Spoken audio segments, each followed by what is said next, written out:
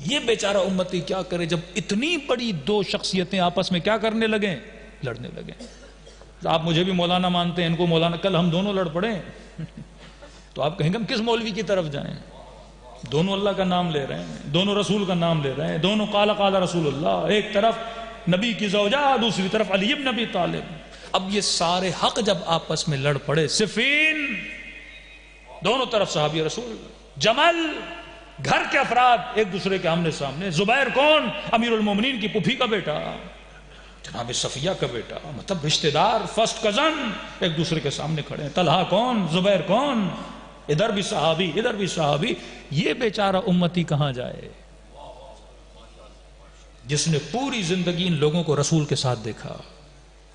تو ایک طبقہ وہ تھا، اس نے کہا ہم اس لڑائی کے بیچ میں پڑتے ہی نہیں، کہ سمجھ ہی نہیں آ رہی کہاں جائیں، واپس بیٹھ گیا. ایک طبقے نے کہا نہیں علی کے ساتھ جاتے ہیں، دوسرے طبقے نے کہا نہیں امیر شام کے ساتھ جاتے ہیں.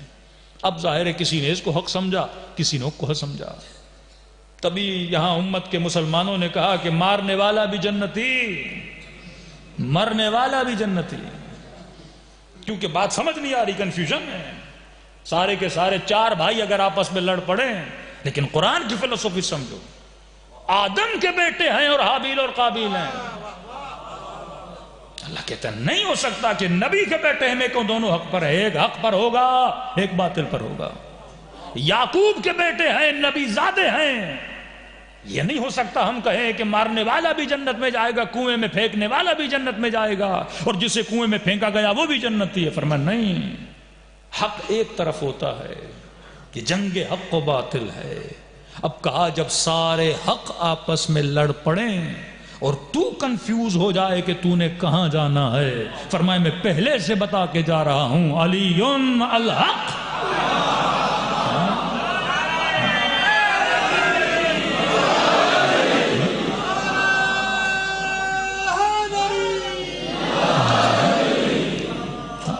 یہ حدیث بڑی عجیب ہے، بعض مفتیوں کو بٹھا کے پوچھئے.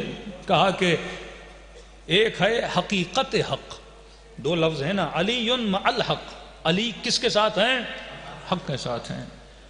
والحق مع علی، اور حق کس کے ساتھ ہے؟ علی کے ساتھ ہے. پھر کہا یہ نہ دیکھنا حق کہاں جا رہا ہے.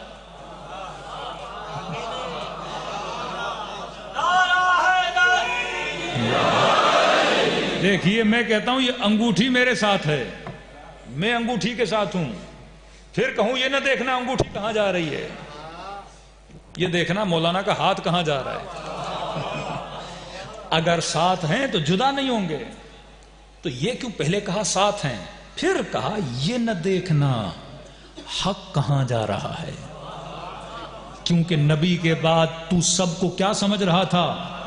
حق سمجھ رہا تھا. اے بھی حق ہے، بی بھی حق ہے، سی بھی حق ہے، ڈی بھی حق ہے. یہ نہ دیکھنا یہ سارے حق کہاں جا رہے ہیں، یہ دیکھنا علی کہاں جا رہے ہیں.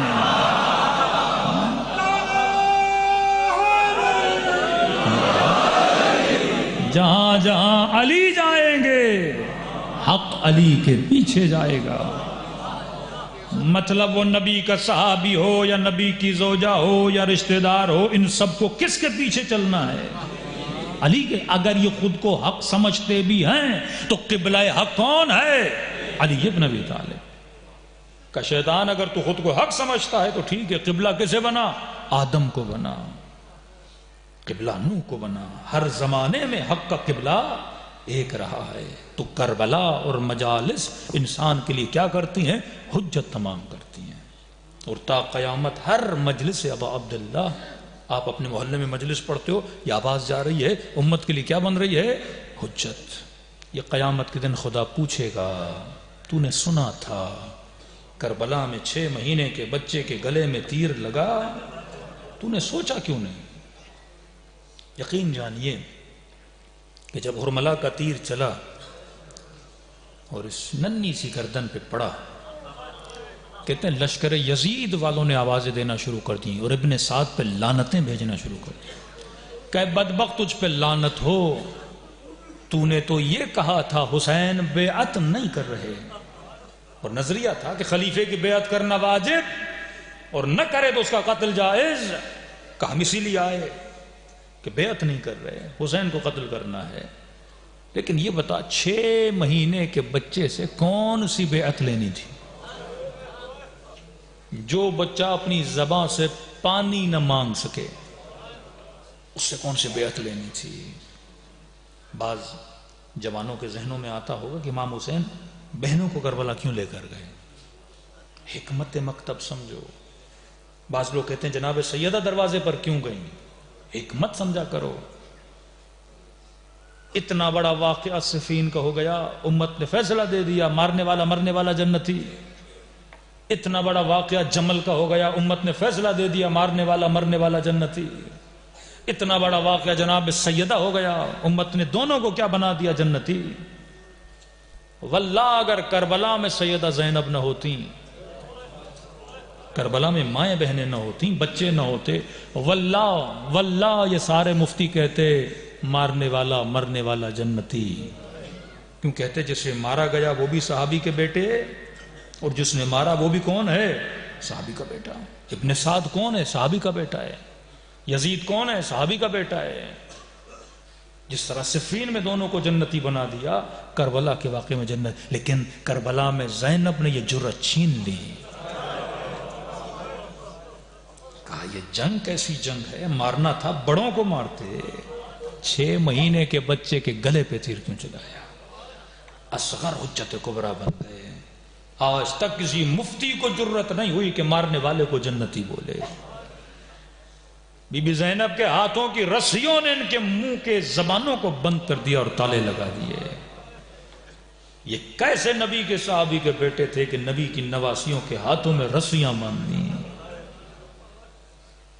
شرابی کی دربار میں جانا، سیدہ کا خطبہ دینا، فرمایا دشمنی تھی حسین سے تو قتل کر دیتے نا، بدن پہ گھوڑے کیوں دوڑائے؟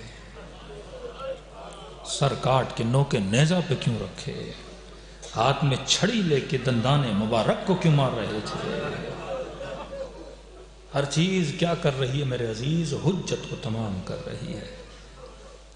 تو زندگی کی ہر مجلس آپ کے لیے ایک حجت بنتی ہے کہ قیامت کے دن جب اٹھو گے یقیناً اہل بیت یہ کہیں گے کہ اگر تم نے ہمیں نہیں دیکھا لیکن ہماری مجلس کو تو دیکھا تھا۔ اگر ہم اہل بیت کے زمانے میں ہوتے بھی تو کیا یہی فرامین سنتے نا، یہی قرآن، یہی آیتیں اور یہی حدیثیں ہیں۔ تو یہ 60 سال کی زندگی ہے میرے عزیز، اللہ کا شکر ادا کرو کہ خدا نے اہل بیت کی محبت کو آپ کے دلوں میں ڈالا ہے۔ یہ بہت قیمتی اثاثہ ہے کہ خدا نے آپ کو دیا۔ یہ محبت اہل بیت ہر کسی کو نہیں ملتی۔ ایران کے بہت بڑے عالم دین جب بیٹے کے خواب میں آئے کہ بابا یہ بتائیے برزخ کا سفر کیسا گزرا، اور اگر دنیا میں واپس پلٹائے جائیں تو آپ کون سا عمل دوبارہ انجام دو گے؟ یہ مشہد پہ رہنے والے تھے، انہوں نے کہا میرے لال اگر خدا نے دوبارہ زندگی دی تو بیٹا سوچ رہا تھا کہیں گے یہ کام کروں گا، وہ کام کروں گا، قرآن کی تلاوت کروں گا، کہ نہیں بابا ایک دن واپسی کا ملے کیا کرو گے؟ کہ بیٹا اگر دنیا میں ایک دن واپسی کا ملے نا تو امام رضا کی زیارت کو جاؤں گا۔ کہ بابا کیوں؟ کہ تجھے نہیں پتا زیارت معصوم کا اجر عالم برزخ میں کتنا ملتا ہے۔ کہ اگر کسی کو پتا چل جائے وہ اپنا کوئی سال معصوم کی زیارت سے خالی نہ رکھے۔ کہ میں زندگی میں 40 مرتبہ امام رضا کی زیارت کو گیا، اور عالم برزخ میں ہر زیارت کے بدلے 3 مرتبہ امام رضا مجھ سے ملنے کے لیے آیا، 3 مرتبہ۔ برزخ کا سفر میرے عزیز بڑا مشکل ہے۔ جناب سیدہ وصیت کرتے امیر المومنین کو، کہتے علی جب قبر کو بند کر دو تھوڑی دیر میری قبر پہ بیٹھنا اور قرآن کی تلاوت کرنا، کیونکہ ہر مرنے والے کو اس قرآن کی آواز سے بڑا لطف ملتا ہے۔ مولا فرماتے ابھی مرنے والا دفن ہوا نہیں، اب اس کو دفنا کے جانے والوں کے قدموں کی آہٹیں ابھی آ رہی ہوں گی، اس سے منکر و نکیر پہلا سوال کرنا شروع کر دیں گے۔ تو کوئی ایسا اثاثہ لے کر جاؤ، اور سب سے بڑی قیمتی چیز یہی ذکر ابا عبداللہ الحسین ہے۔ زندگی میں جتنے لمحے ہیں، کتنے باقی ہمیں نہیں پتہ، 60 سال 70 سال، لیکن ایسی زندگی گزار کے جاؤ کہ مرنے کے بعد خود بھی فخر کرو، اور جب علی کی زیارت ہو تو امیر المومنین بھی فخر کریں کہ یہ کس کا چاہنے والا تھا؟ میرا چاہنے والا۔ ایران کے بہت بڑے عالم دین، نام سنا ہوگا، آیت اللہ العظمہ بہجت، بہت بڑے عارف باللہ تھے۔ ان کے کلاس فیلو تھے آیت اللہ فہری، وہ ان سے ملنے گئے تقریباً 80 سال کی عمر میں۔ یہ شام میں امام خمینی کے نمائندے تھے۔ آقا بہجت کے بیٹے نقل کرتے ہیں کہ جب یہ ملنے آئے تو انہوں نے ہمارے بابا سے شکایت کی اور کہا کہ تقریباً 60 سال ہماری دوستی کو ہو گئے، 60 سال، 80 سال کی عمر کا 60 سال سے ہم ایک دوسرے کے دوست ہیں، اور جب کوئی کسی کا دوست ہوتا ہے تو دوست کا دوست پہ کیا بنتا ہے؟ حق بنتا ہے۔ آپ قیامت کے دن کہہ سکتے ہو کہ پروردگارا یہ میرا دوست تھا، اس کا مجھ پر حق تھا اور اس نے میرا حق ادا نہیں کیا۔ تو کہا بہجت 60 سال ہم دوست ہیں، اور آج میں شکایت کر رہا ہوں کہ تو نے دوستی کا حق ادا نہیں کیا۔ بہجت نے کہا کیسے؟ کہا دیکھو ہم تو خدمت دین میں مشغول تھے، لیکن ہمیں وہ مقامات نہیں ملے جو خدا نے تجھے دیے ہیں، اہل بیت نے جو راز تجھے دیے ہیں وہ ہمیں نہیں ملے، اور دوستی کا حق تھا تم کسی کو بتاؤ نہ بتاؤ، مجھے تو بتاتے کہ یہ اہل بیت کا ایک راز ہے، اس پہ چلو، سیر و سلوک کے راستے پہ چلو اور خدا یہ مقامات عطا کرے گا۔ کہا تو نے حق ادا نہیں کیا، میں تم سے راضی نہیں۔ آقا بہجت کا بیٹا کہتا ہے میرے بابا آقا بہجت رونے لگے، کیونکہ ایک حق کا اعتراض کر رہے تھے، اور کہا کہ ابھی اگر بتا بھی دو تو فائدہ نہیں، 80 سال کا ہو گیا ہوں، اب کیا کروں گا، زندگی میری گزر گئی ہے۔ لیکن کہا دیکھو بہجت آج میں تیرا مہمان ہوں، تو مہمان نوازی کا حق ادا کر دو۔ دوستی کا حق تو چلو گزر گیا، لیکن آج آپ کا مہمان ہوں، مہمان نوازی کے حق کے طور پہ آج کچھ دو جو تو نے کسی کو نہیں دیا۔ کہتے ہیں آقا بہجت منقلب ہو چکے تھے، رو رہے تھے، تو انہوں نے کہا کہ تمہاری باتوں نے اور تمہاری ان چیزوں نے مجھے منقلب کیا ہے، میں ایک چیز تمہیں بتانا چاہتا ہوں۔ کہتے ہیں میں مشہد گیا اور امام رضا کی زیارت پہ، تو امام رضا کا مجھے دیدار ہوا، زیارت نصیب ہوگا۔ بہجت نے کہا تو امام رضا نے مجھے 10 چیزیں دیں، 10 کی 10 تو میں نہیں بتا سکتا، لیکن ایک چیز امام رضا کی بتانا چاہتا ہوں، اور میں نے آج تک کہہ رہے کسی کو نہیں بتائی، اور حق مہمان نوازی یہ ہے کہ ایک چیز آپ کو دوں۔ کہ امام رضا نے 10 چیزیں دی، ان 10 چیزوں میں ایک چیز یہ تھی کہ مولا فرماتے ہیں کہ میرے شیعوں کو یہ پتہ نہیں ہے کہ جب ہماری قبور پہ آتے ہو، ہماری زیارت پہ آتے ہو، کبھی یہ مت سمجھا کرو کہ اگر ہم سے کچھ مانگتے ہو ہم تجھے نہیں دیتے۔ فرمایا ہر وہ شیعہ جو ہم سے توسل کرتا ہے، فرمایا ہم عطا اسے ضرور کرتے ہیں، اور فرمایا کبھی بھی اپنے امام سے ناراض نہ ہوا کرو، کیونکہ امام ماں باپ سے زیادہ مہربان اور رؤوف ہیں۔ سجدے میں سر رکھ کے دنیا کا کوئی بھی مصیبت ہو، صرف توسل بناؤ، کس سے؟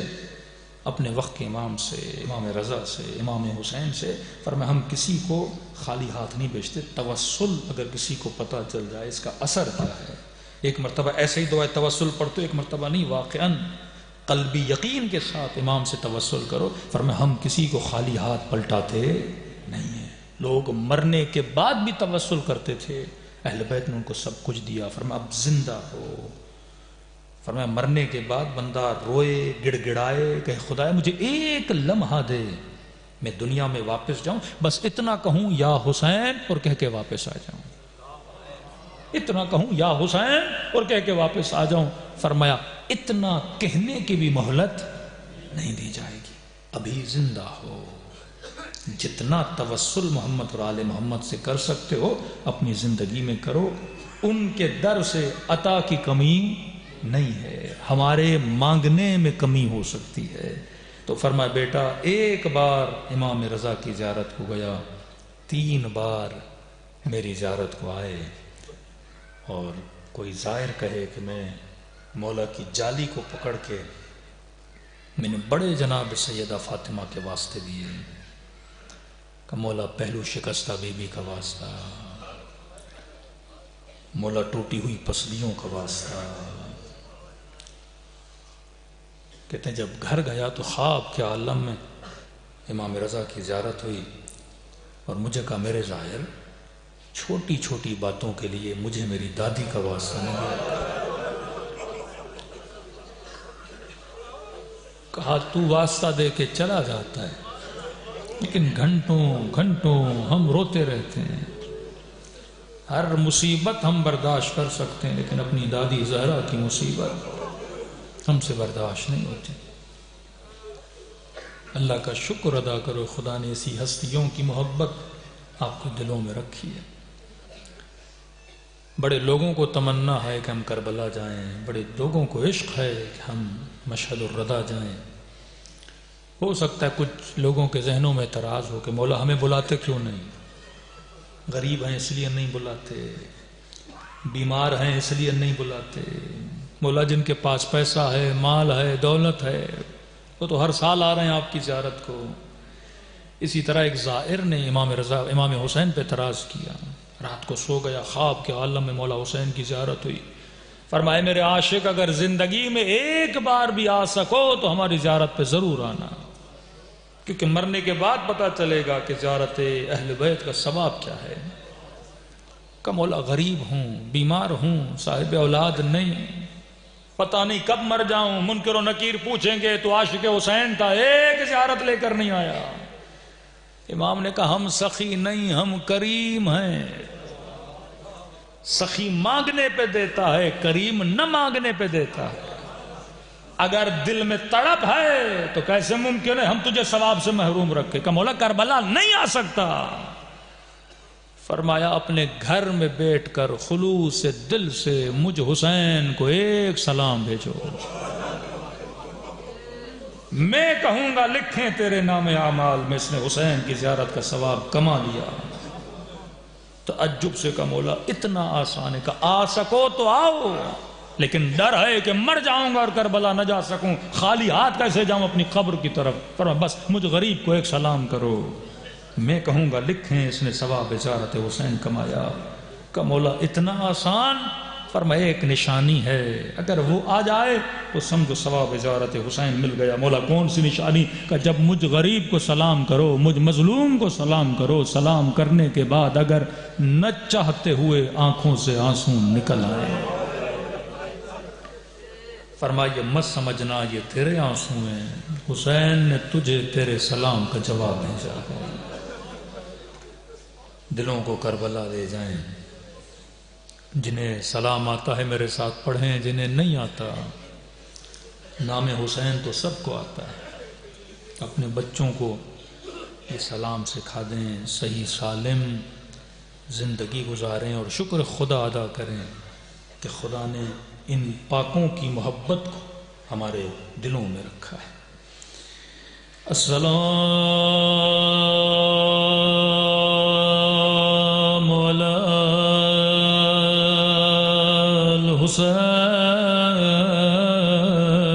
الحسین وعلی علی ابن الحسین